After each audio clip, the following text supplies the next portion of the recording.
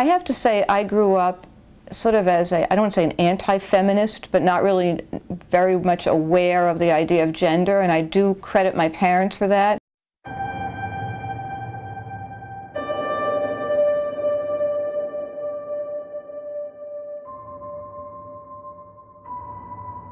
It just never occurred to me through talking to them that gender would be an issue.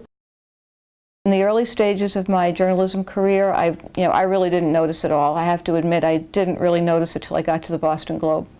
When I went to the Globe with my little portfolio of clips and my, internship and all that, I thought I would be immediately considered to be a reporter or a staff reporter, and they kind of shepherded me down to the Spotlight team, which was the investigative unit, which needed a research assistant.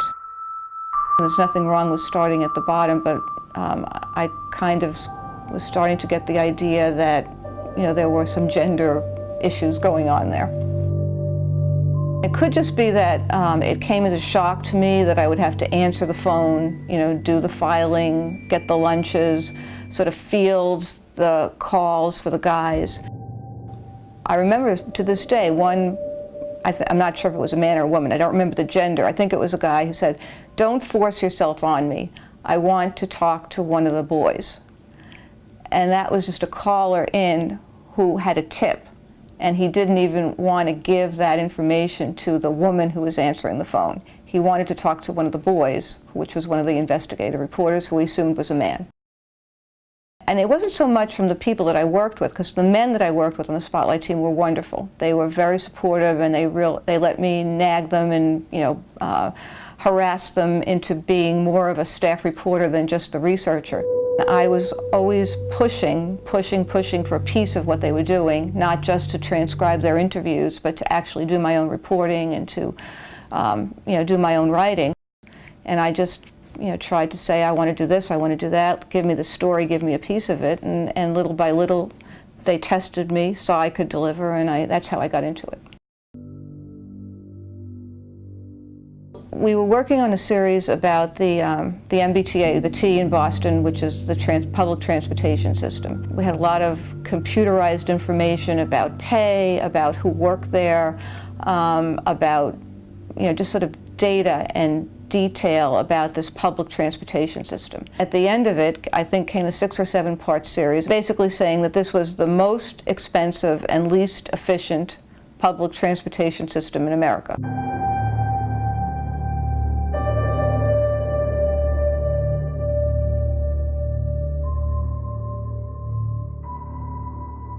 I ended up writing 2 parts of the series.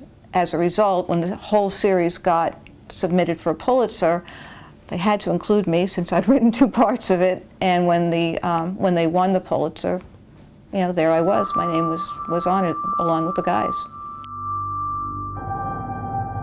Even after the Pulitzer Prize, I still didn't get a staff reporter's job. It took a good 1.5 to 2 years to get on staff at the Boston Globe. I'm not sure it was all about gender. It was also probably just about not fitting necessarily the formula for the person that was hired at the time for staff reporter's job. But even after that Pulitzer Prize, I was still a researcher. I still worked on several Spotlight series. In fact, I started law school at night because I just figured this is never going to work out. I mean, all right, I've got this prize hanging on my wall, I've got this great photograph hanging in my study, but I'm still not a staff reporter at the Boston Globe, so maybe I need another career. The way my life seems to work, as soon as I got into law school and started delving into it, that's when I got on staff at the Globe with the glorious job of working 4 to midnight, Saturday to Wednesday. So I'm still starting at the bottom of the ladder, even with that Pulitzer Prize.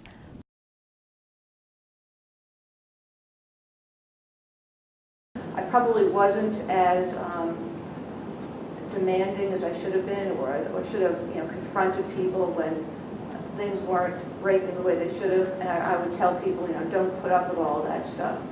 And also, don't be fooled that you do have to fight for every inch. I really wanted that job, and I just it never dawned on me that I wouldn't ultimately get what I wanted. So I just kept on pushing away.